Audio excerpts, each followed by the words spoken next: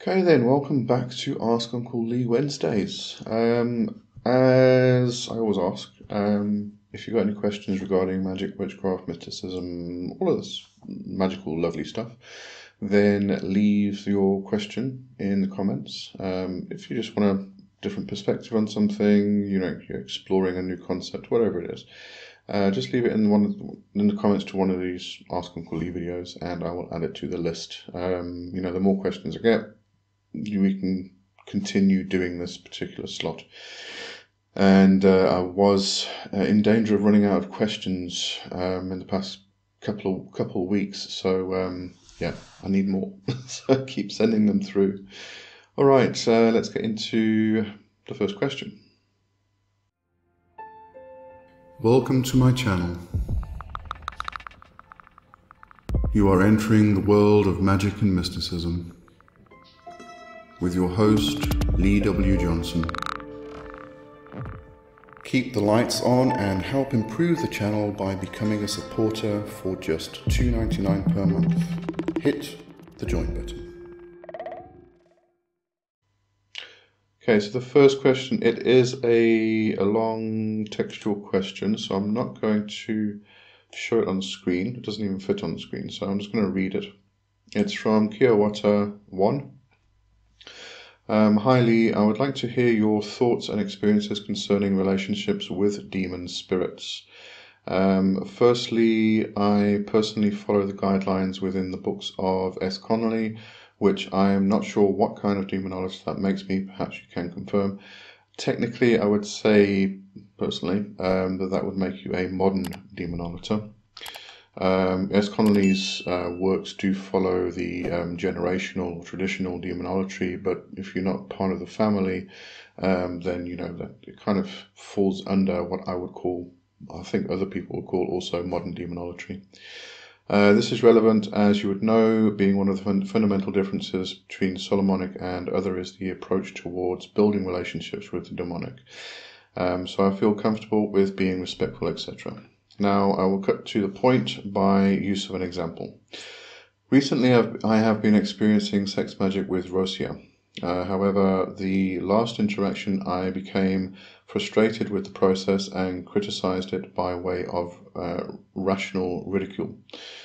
I told myself that I was masturbating to an imaginary fantasy while staring at a piece of paper with silly scribbles on it, and threw it on the floor. Since then, I've been trying to reconnect with Rosia, and the connection is weakened. Nietzsche wrote, I refuse to believe in a God who requires constant praise. Aren't relationships supposed to be somewhat difficult?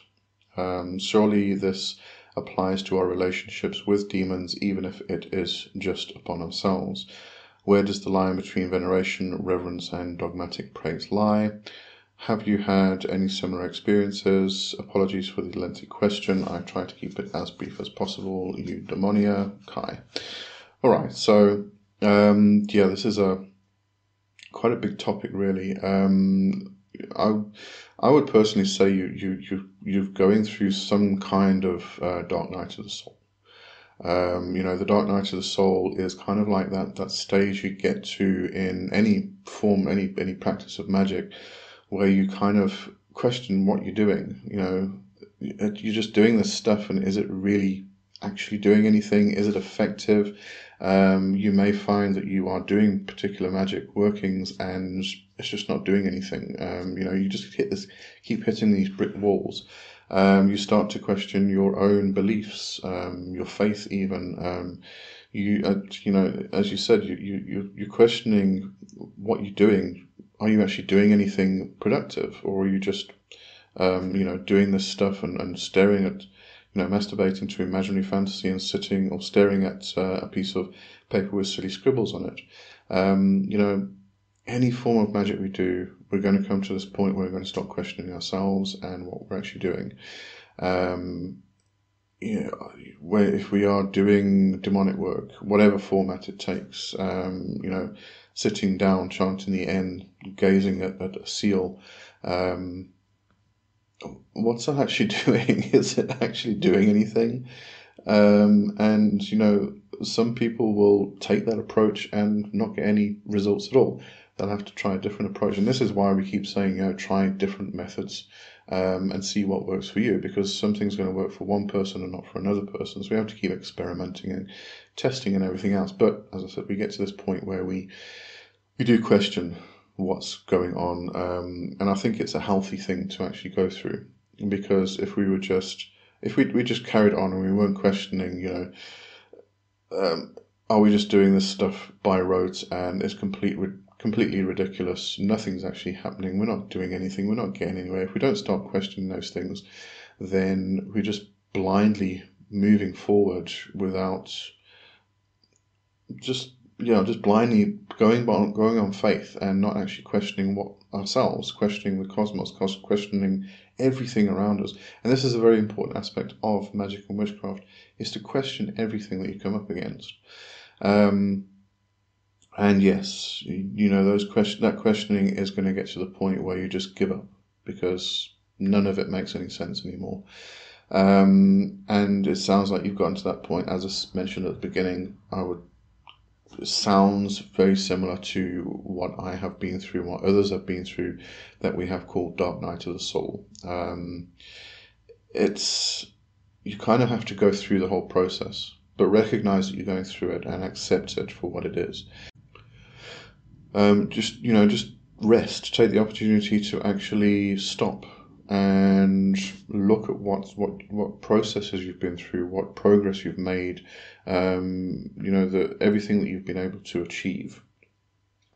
Just bear that in mind. So I think my camera slipped down. Let me just lift it a little bit. There we go.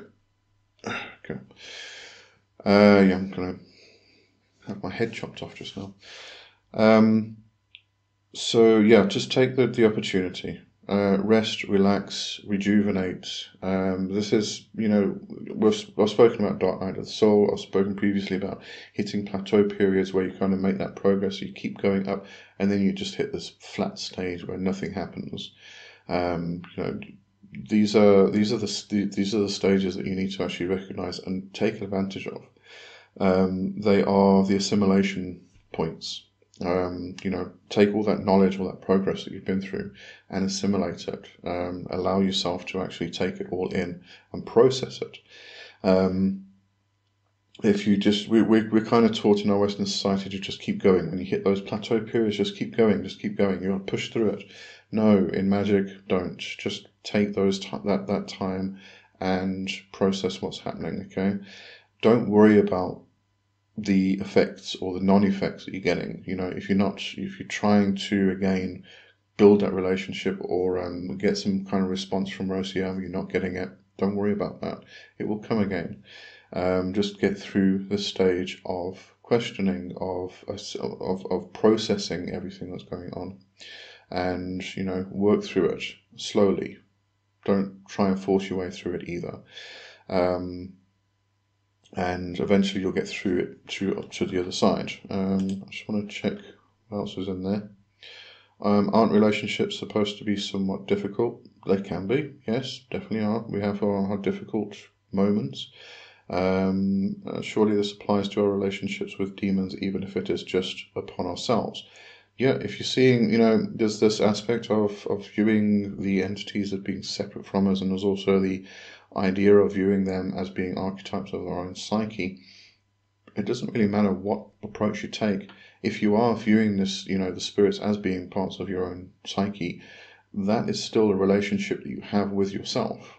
And that relationship is probably the most important relationship of all relationships, the relationship you have with yourself. So, and that's also going to be difficult. So, don't discount that at all.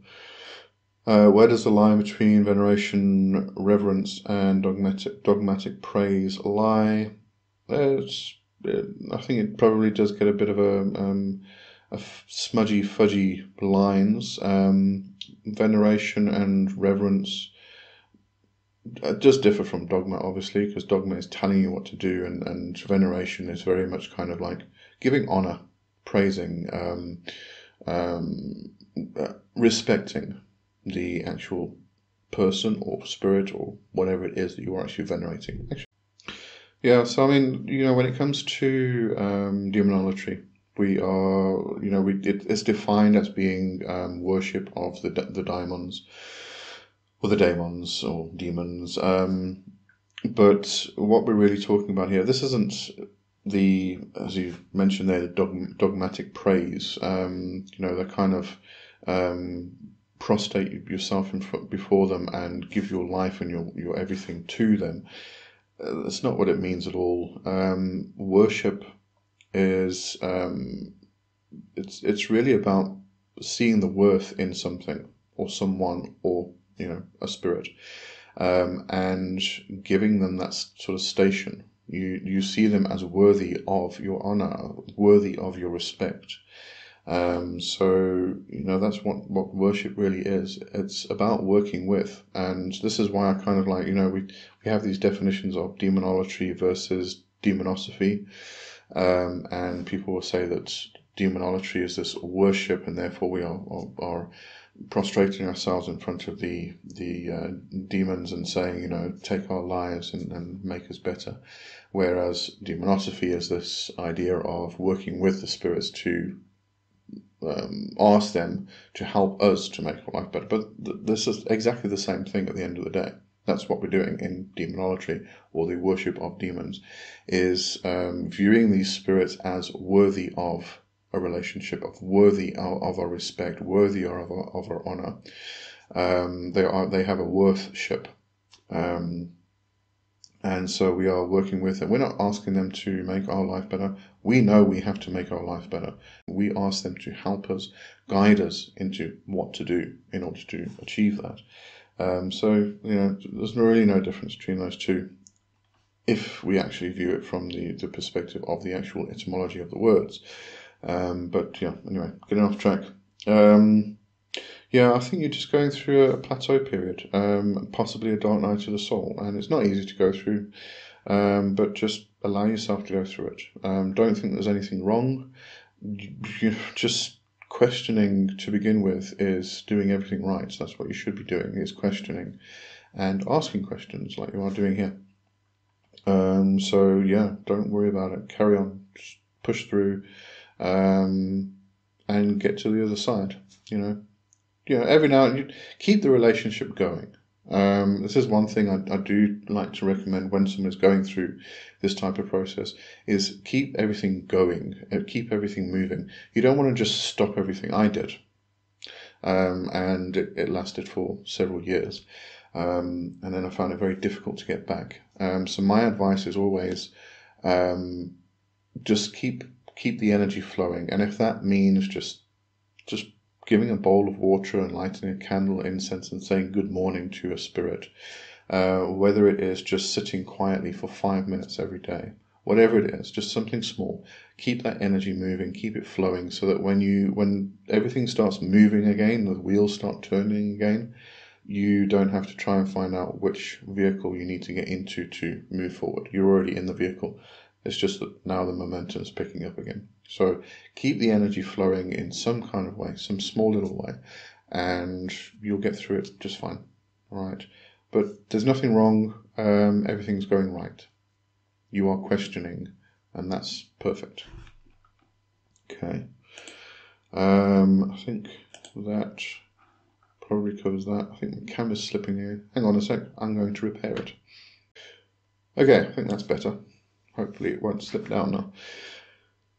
Okay, let's go on to the next question, which was from Love25147. If I start working with demons, will anything bad happen to me? How can I banish or stop working with daemons? Can instruments like altars, goblets, bowls that I gave to a daemon be used for another purpose later? I work with daemons, but I don't feel like it's something more for me. Alright, so the first question is, will anything bad happen to me? No. Just stop working with them. It's just stopping the relationship. How can I banish or stop working with the demons? Just stop. It's a connection. It's sort of like an energy flow thing. So if you are, when you're working with them, you are constantly giving them offerings, you're constantly talking to them, every day or whatever, you might be doing something with them or for them. And when you stop, that energy stops. So with the relationship, you're keeping the energy flowing. When you stop the relationship, you just stop the energy flow. That's all it really is. Kind of like turning a tap or a faucet off. The water's coming out, you turn it off, water stops flowing. Really as simple as that. And when that energy stops flowing, the relationship's just going to fizzle out. Okay, might take a while, but eventually it'll just fizzle out. I would say the same happens with our own personal relationships with people, with humans, but they tend to get a bit nasty sometimes. So probably a bad example in this particular instance. Demons, they're not really going to be too fussed and bothered if you don't want to work, do this type of work anymore. It's your personal choice. They'll just move on. All right. Can instruments like altars, goblets, bowls that I gave to a demon be used for another purpose later? They can be. It's usually recommended that you, kind of get rid of these things. But, in certain cases, like goblets, bowls, things you might want to actually use for something else, like in the kitchen or whatever, you can just deconsecrate them, really. Consecration is making something sacred. Deconsecrating it is making it profane again. So when you consecrate an item, you give it for a particular purpose. You make it sacred. It's only used for that purpose, which is a sacred purpose, which is spiritual, magical in nature. When you deconsecrate it, you just clean it. You just kind of give it a cleansing. So you can, one of the easiest ways to do this is probably just to do a general cleansing. You pass it through incense smoke, or over or around a flame, candle flame, or through a fire. You can sprinkle some water on, you can sprinkle some salt on, or bury it for a while if you want to. If it's an item you can bury, just bury it in some salt or Epsom salts, just for a week or something like that, even a day, we'll do it. Whatever cleansing process you may know or go through, then what you do is you remove the energy that's connected to it. So you've previously consecrated it, dedicated it to a particular spirit, and an energy is built up. What you're doing now is removing that energy. Once you've removed the energy, it becomes profane again. Okay, and then you can use it for whatever you want to, and just carry on with whatever it is you want to do. So nothing bad is going to happen to you. I will say this, just in case anybody is experiencing this. If you do stop this relationship, if you stop doing the magic with these spirits, with divine intelligences, okay, we're going to definitely give it a distinction between Daemons being divine intelligences, as are angels, gods, goddesses, and all such other things, and the distinction between that and astral parasites or imposter spirits, lower energy entities. Now, not quite often, but sometimes people will start doing this work within demonology, contacting a demon, working with a demon, and unfortunately they haven't really exercised their discrimination muscle properly, and an imposter spirit comes along and attaches to them and continues working with them. Usually that comes with a lot of other signs like depression, anxiety, energy drainage, to the point where it's just so obvious, and not just to you, mostly to the people around you. Actually, they usually see it more often. So it does come with signs along the way. So you should be able to deal with that anyway. But just in case you have been working with a spirit which is actually parasite or parasitic in nature, and not an actual demon being a divine intelligence, then you may experience some problems. If it's a demon, an actual divine intelligence, the demonic forces that I talk about, they are not going to be fussed about you stopping the relationship and carrying on. If it's an entity which is parasitic in nature, like a lower entity being an imposter spirit, which is imposing itself upon you and pretending to be this demon that you actually wanted to contact, then you're removing food, their particular food from them, and they are probably going to be a bit upset about that. So yes, in that situation, you might experience some difficulties. So if you do, you know it was an imposter spirit or a parasitic spirit, and therefore go through some cleansings yourself. Not just your altar and your spiritual items, do cleansing yourself. In fact, that's probably a good thing to do if you're going to stop this altogether, is cleanse yourself. You're going to cleanse your items, you're going to make them non-sacred anymore, make them profane again. You might want to do the same thing with yourself, is put yourself through a cleansing and just remove that energy itself. Okay, so I think that covers that one anyway. I think we can do one more.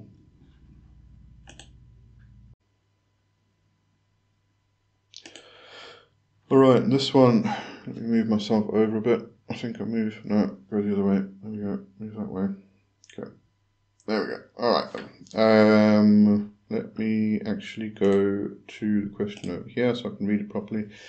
This is from Vincent7626. I have just started my journey with Daemons.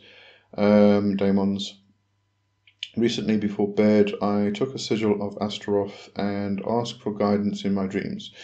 During my sleep, I met a woman who told me to stand within a circle. While in the circle, I felt a sense of energy I had never felt before while awake. It was an energy I can only explain as power, confidence, peace, and ecstasy all at once.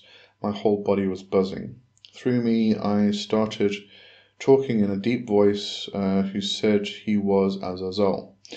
He told me I should work with Vinay if I wanted to learn more about magic and the occult. At that point, I found myself on the ground slithering like a snake. My voice changed again, this time speaking in a quieter, raspy, low voice. It was a voice of Vinay saying he would work with me if this is something I truly desired. Okay, should I take this as a sign, or was it all a dream? Both. It was a sign within a dream, because you asked guidance within your dream, and you got very, very, very, very specific guidance. So yeah, I'm not really sure what more I can actually say about that, because I think sorry to say, it's kind of obvious. It's straightforward. You asked Astaroth to give you guidance in a dream. Within a dream, you had all this guidance. You met Astaroth, you met Azazel, you met Vinay, and you felt power, you felt ecstasy, all good things, no negative things, nothing that would indicate astral or parasitic behavior, and you were given, you were guided to Vinay, so you got the guidance as you asked, and Vinay asked you if he will work with you if that's something you truly desired. So yes, it was a dream, because you asked for the guidance in the dream and you had a dream, and within the dream you got the guidance you asked for. So yes, it was a sign. So all of the above, congratulations, you can now start working with Vinay. All right. Yeah, there's really nothing more I can say about that. Okay, I'm going to push myself back over here first of all. There we go. Okay, I'm going to leave it there for today. As I said, I've got some more questions again, and thank you for everybody for that. But it looks like I'm going to run out of questions if I do too many in one go. So I'm just going to go through them a bit slower, and possibly shorter videos. All right, and that's it for this week then. I'll see you next week. Have a good one. Cheers for now. Bye-bye.